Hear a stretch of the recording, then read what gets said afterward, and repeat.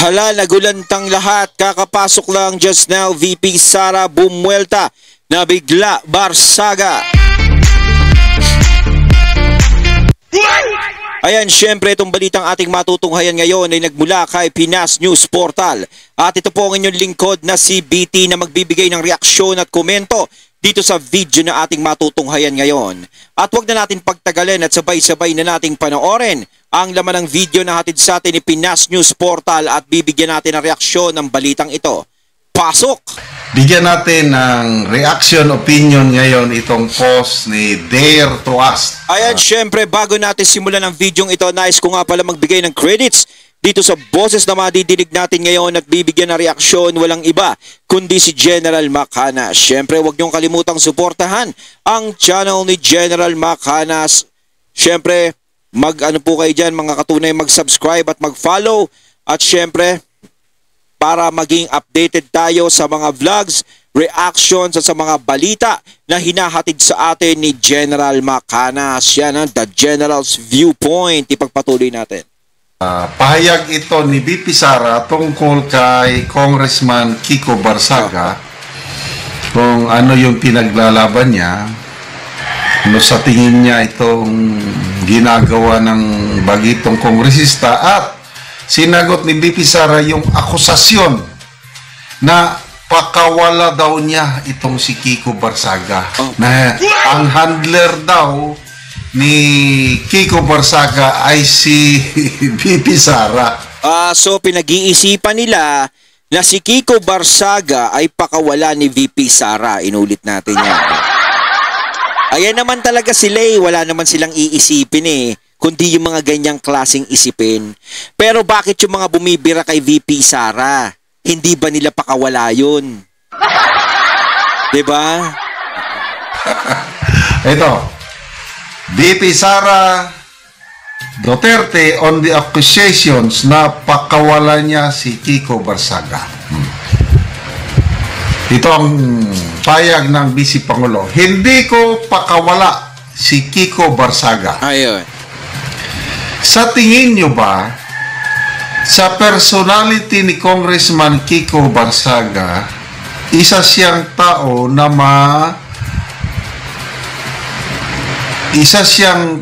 na mahirap ma-handle ng kahit sino man, di ba? Nakita nyo naman ang kanyang independence sa pag-iisip nakikita nyo din ang kanyang lakas ng loob. Nakikita nyo din ang prinsipyo niya. Ang isang example nito ay ang mga magulang niya ay hindi unit team. Yun ha, Maka-Lenny ang mga magulang ni Kiko Barsaga noong 2022 election. Oh, kita naman natin. Maka-Lenny pala yung mga magulang ni Kiko Barsaga. So, hindi siya maka-unity team, hindi maka-unity man lahi nila. So, bakit siya nakakapagsalita ng ganito? Siyempre, kung kaysa magsalita siya ng ganito about sa pakikipaglaban niya sa korupsyong nangyayari sa mga taong ibinabanggit niya, bakit pipiliin niyang kumampi kay VP Sara? Diba? Samantalang sila kakamping. Pwede naman silang manahimik, pwede naman silang hindi sumali. Pero bakit siya ganito? Yun nga yung sinasabi ni VP Sara. Merong sariling paniniwala si Kiko Barsaga. Yun ang maganda ron. Talagang pinaninindigan niya kung ano yung tama. Talagang gumagalaw yung utak niya. No? Nakikita niya talaga yung mga nangyayari sa taong bayan. Yun naman talaga ang importante sa isang politiko eh. Yung merong kang attachment sa mga tao. Yung nalalaman mo kung ano talaga ang nangyayaring problema sa bansa natin. Si Kiko Barsaga, unit team. Yun. Pare-parehas pala tayo. Sinuportahan Kiko Barsaga. Ako, sinuportahan ko si BBM. Ngayon, wala na. Nabudol. Kaya pala galit siya dahil naniwala siya sa... Ngayon ko lang nalaman na unity pala si Kiko Barsaga noong 2022. Unity team. Ang gulo Hindi yan So yung mga magulang niya, yung supporter ng Kakamping, so sa unity team naman si Kiko Barsaga. Yan, nililinaw natin yung mga magulang niya at Kakamping. Pero kita mo naman tong batang to, talagang may sarili talagang pananaw. Siyempre kahit pa paano, mga magulang mo ganun, pag Kakamping ang sinusuportahan 'di ba? Pero talagang siya, may sarili siyang tira. Hindi siya sumusunod sa agos. Kinig sa mga magulang niya, ibig sabihin, 'di ba? Ang nanay nga niya si Mayor Jenny Barsaga, sinabihan na niya si Congressman Kiko nung bago pa siya magsalita laban kay Speaker Romualdez na huwag mong kalabanin ang Speaker, anak. Wala, hindi daw talaga makinig itong batang kongresista. Kumbaga para sinasabi ni VP Sara dito parang iniisip ng iba't bata niya si Kiko Barsaga, pakawala niya, di ba? Doon sa mga magulang niya, di ba, hindi siya nakikinig, sumusuway siya kay VP Sara pa. So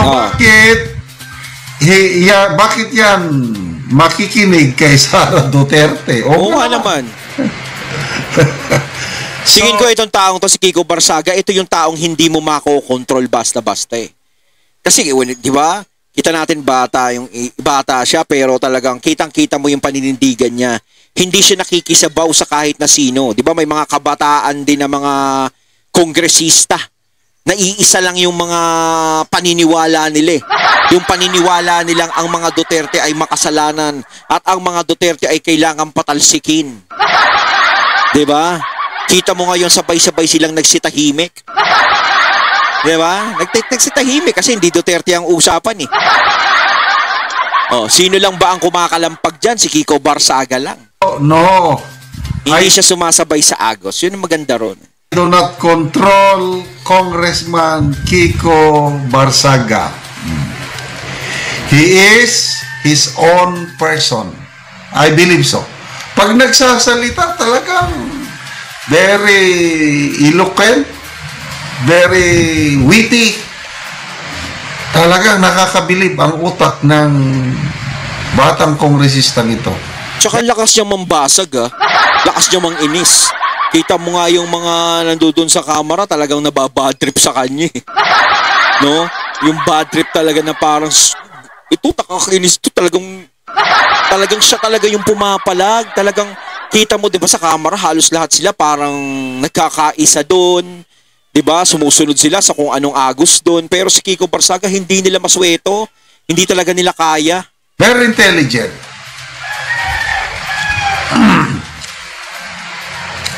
He is his own person. He has his own principles. He has his free will. And there is nothing wrong at all with what he is doing.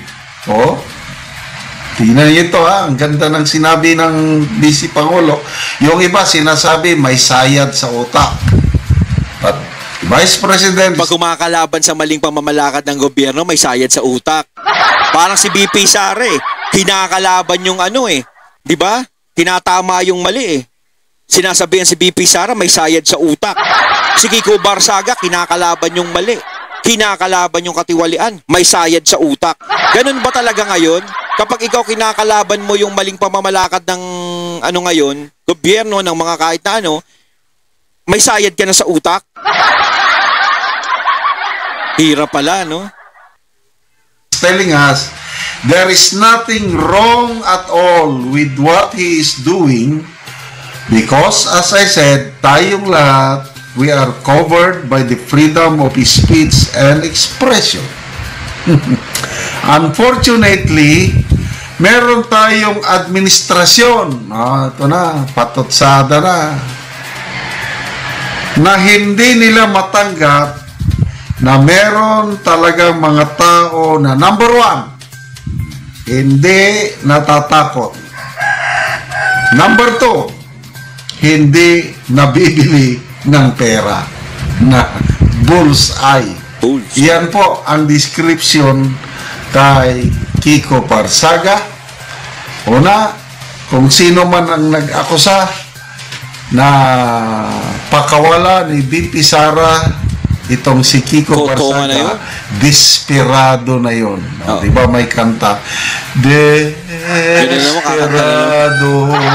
Hindi ko lang akala ko kakanta na naman si General Macanas. Napapakanta niya si General Macanas eh. Desperado na sila. Kasi nasasaktan sila sa mga birada ni Congressman Barsaga. Unstoppable. That is how I describe him now. Bilhin mo yan, yung pronouncement niya na pwede niyang araw-arawin yung surprise rally sa mga eksklusibong subdivision kung saan nandyan yung mga politiko na pinaghinalan nangulimbat sa kaban ng tamayan. So, hindi siya natatakot, hindi siya nabibili ng pera. Ano ang kanyang kausa? Ano ang kanyang pinaglalaban? Nakikita ko lang yung corruption. He is ready to die. He is ready to lose everything. Basta lang malabanan ang corruption na nangyayari sa bansa. Sa totoo lang, no, ganitong mga tao, ganitong mga politiko ang kailangan ng bansa natin talaga. No? Sana naman sa mga susunod na botohan sa eleksyon darating sa 2028, magising na sana tayo sa mga nangyayari. Kasi tayo din mismo ang nagluluklok ng problema natin eh. Di ba? Kung ayaw nating magkaroon ng problema, aralin muna natin kung sino yung mga kumakandidato para hindi tayo magsisi sa huli. At isa pa, baguhin na natin yung paniniwala nating lahat na tayo ay nagre-rely lang sa pangalan. Basta kilala yung tao, yun na yun, ilagay na natin sa balota yan. Tayo din kasi ang naglalagay ng problema sa bansa natin. Hindi rin basta-basta yan. Kasi hindi naman hindi naman makakapangulimbat yung mga yan kung tayo mismo nagmamatsyag bago tayo bumoto. Diba? Nasa sa atin din ang problema. Diba? Tayo yung nagluluklok sa kanila eh. Kaya sana susunod na botohan pag-aralan nating maigi kung sino-sino yung dapat nating ilagay. Huwag tayong basta-basta lang na, ito na senador na to dati, ganito. Yan, boto natin yan kasi dati yan, kilala na yan eh. Aralin po natin. Kung 12 yung iboboto nating senador sa 2028, aralin natin yung 12 na pwede talaga, yung kwalipikado, hindi yung dahil sikat lang. Diba? Hindi yung dahil dati siyang senador, pwede rin yung dating senador, basta alam natin na mayroong nagawa. Diba? Ganun yan. Naniniwala siya na itong corruption magkakasabwat yan. Yung kanyang mga pronouncement, hindi lang yan si Martin Romualdez, kasama si Sandro Marcos, kasama ang Pangulo. Ganon ang kanyang pananaw. And he's willing to fight for what he believes. Labanan ang talamak na korupsyon. Let's pray for our country, mga kaibigan, dahil yon, inamin na ni Finance Secretary Recto, bumabagal ang pagkolekta ng buwis dahil ang mga tao daw ngayon nag-aatubili na magbayad ng buwis. Sinabi ni Mr. Manny V. Pangilinan, MVP, pag hindi naagapan itong corruption issue, babagsak ang ating ekonomiya. So sino ba naman kasi gaganahang magbayad ng buwis? Diba kung ganyan lang inababalitaan mo? Diba? Gaganahan ka pa ba? Baka tao pa sisisihin yan. Diba? Huwag nyo sisihin yung taong bayan. Diba? Kung nagkakaroon ng problema ng ganyan. Ng Pilipinas nagpahayag na hindi maaabot ng Pilipinas ang economic target niya for this year because of corruption. ating stock market. 5 trillion pesos 5 trillion? ang nawala mula nung December. Kahit anong sabihin pa nila na yung Securities Exchange Commission chairperson na nagsorry dahil fake news daw yung 1.7 trillion peso na nawala in 3 weeks. Pinatunayan ng isang former Bangko Sentral official, Cora Guidote, na tama yun. Yung 1.7 trillion for 3 weeks. Ilang sinamaris niya mula December of 2004 hanggang October 9 of 2025. 5 trillion pesos ang nawala sa stock market. Pag hindi nila naagapan ito, kawawa. Lugi. Ayon, at ating natunghayan ng video na nagmula kay Pinas News Portal. At syempre natunghayan natin ang boses na yun na binigyan natin ng reaksyon na nagmula kay General Macanas. Kayo mga katunay, anong masasabi niyo tungkol dito? Comment lang po kayo sa comment box. So once again, I'm BT and I'm out. Peace.